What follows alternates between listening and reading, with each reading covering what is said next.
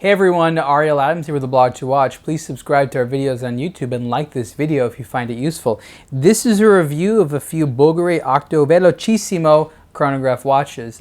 We have two Velocissimo Ultra Narrow, which means very black.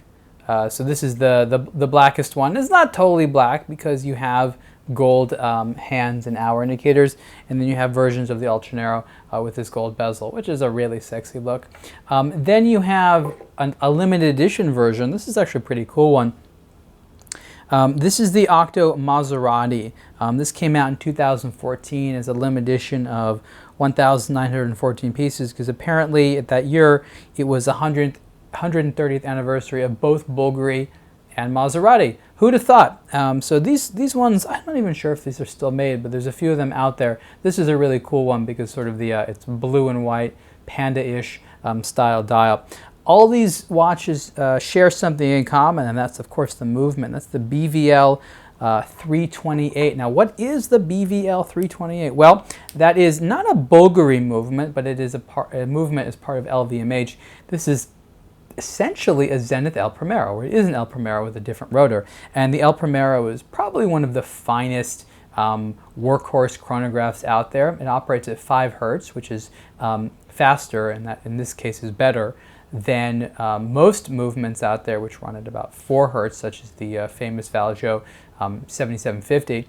So the Zenith El Primero is a 5 Hertz movement with 50 hours of power reserve, and that essentially means that in addition to operating at a higher frequency, meaning it can be more accurate, the chronograph can be a little bit more precise. And one of the things you'll notice in a 5 Hertz movement versus a 4 Hertz or even 3 Hertz movement is that when the seconds hand turns, or especially the chronograph hand, it's going to be a little bit more smooth, which is kind of neat.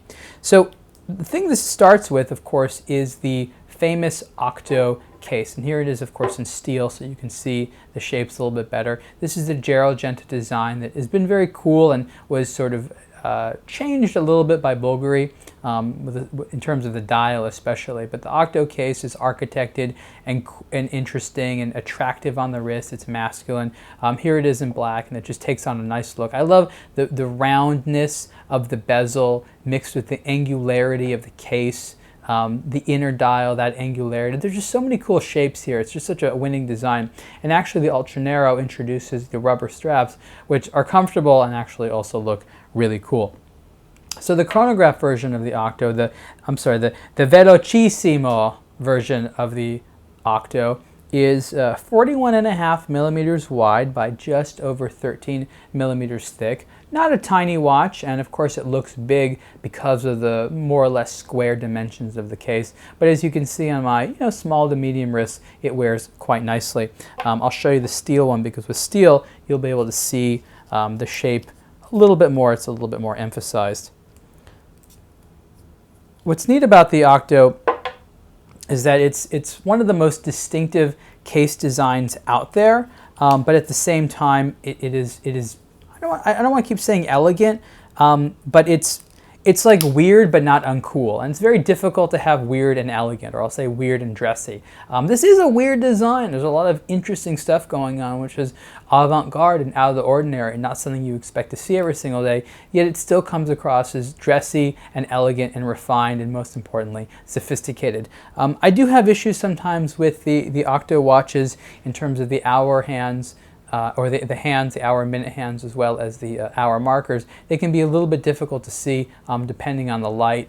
They are the right size and they look nice, but depending on the light, there are some legibility issues. Not that big of a deal, and of course it depends on the version. So here, for example, it's a little bit less because of the fact that it's gold on black.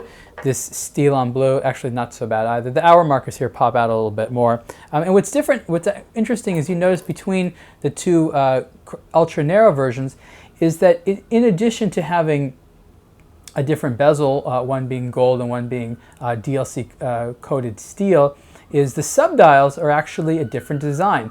There are frames around the dials on this version here. It's actually a little bit more gold just to sort of supplement it, and these are slightly more minimalist. So there's even small details like that that exist between the models, which is quite cool. There's a bunch of different Bulgari Octo Velocissimo Chronograph watches out there, so it's difficult to sort of give a price for all of them. The starting price in steel on the strap, there are bracelet versions available, is 12,950 Swiss francs. This particular version, the limited edition, was 9,700 euros. That's different currency. And then in the full review, we'll talk about some of the additional prices of the ultra narrow versions. So you can see a full review of the Bulgari Octo Velocissimo Chronograph and the ultra narrow versions on aBlogtoWatch. Thanks.